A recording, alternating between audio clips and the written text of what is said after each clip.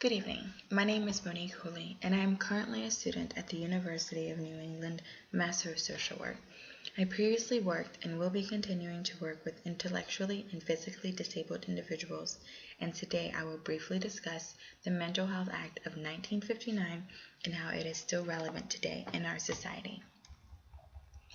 The Mental Health Act of 1959 is a policy set in place to protect those that have been diagnosed with any form of mental disorder and the treatment that they have would be provided. This act is based on the concept of volunteer community-based treatment plan by providing housing by form of institutions in order to receive the care that was necessary for their specific diagnosis.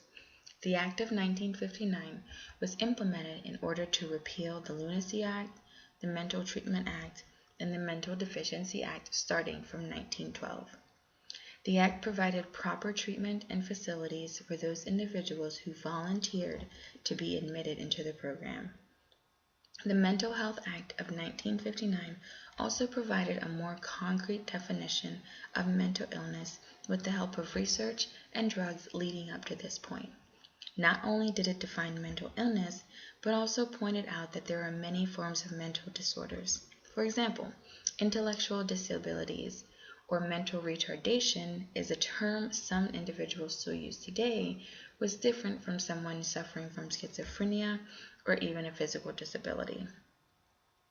But that each of them required different treatment and even different amount of time spent within the institution itself.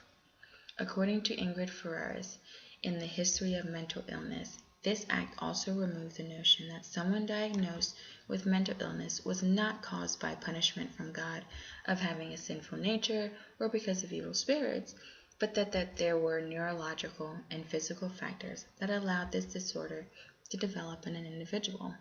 Currently, this act is still relevant today with some adjustments, such as the Mental Health Act of 1983, stating an individual can be made, ordered, or detained without their consent because they need emergency psychological assistance.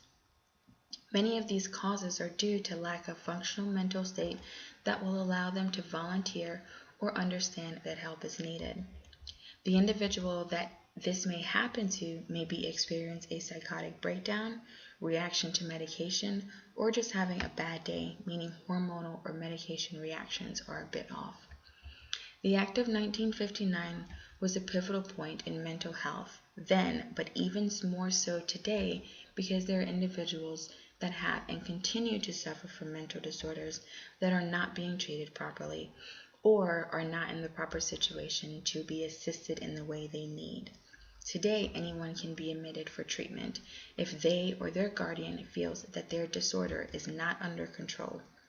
They can be admitted and provided proper medication to control the negative components of the disorder that they are experiencing. The individuals are also placed in institutions in certain sections based on the level of care and the functionality of the disorder itself within the individual.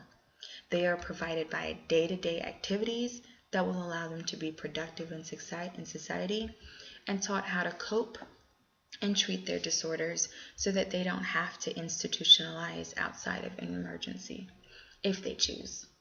The Mental Health Act of 1959 opened the doors to acceptance of mental illness on a much wider scale and has been the backbone of so many other acts today that protect the livelihood of those suffering from mental illness today.